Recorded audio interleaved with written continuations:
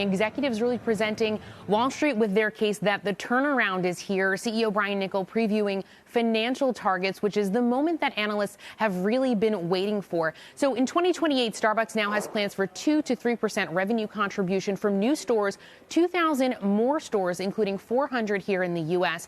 It also forecasts consolidated net revenues growing by 5% or more in fiscal year 28 and operational margins between 13.5% and 15%, which means $3.35 to $4 a share by fiscal year 2028. Now, some of this margin expansion includes targeted pricing, mostly to offset inflation. This is our first long-term outlook since he suspended guidance in the fall of 2024, and we're going to hear more from CFO Kathy Smith later today on CNBC.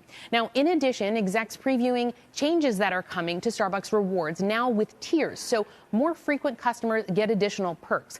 Global Chief Brand Officer Tressie Lieberman talking about an upcoming AI ordering companion that can drum up what you're in the mood for. For example, she told me you can say, I'm looking for a banana bread latte. It will help place that order for you in the future. Here's Brian Niccol on AI tools and how Starbucks is putting them to work.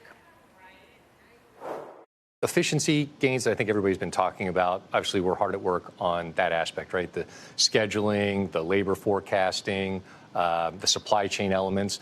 But what I also get really excited about is AI is going to allow us to really ramp up our personalization. So in our CRM program, behind the rewards program, AI allows us to create more personalization faster and more targeted to people.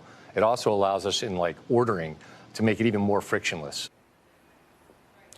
So even as everyone is discussing AI, guys, there's been a ton of focus here on the in-store, in-coffee house, as they call it, experience and really making that flawless for customers. They're doing all of these cafe uplifts across the country. They have about 200 that have been completed, and they're aiming for about 1,000 by year end. And you can see one of them behind me right here.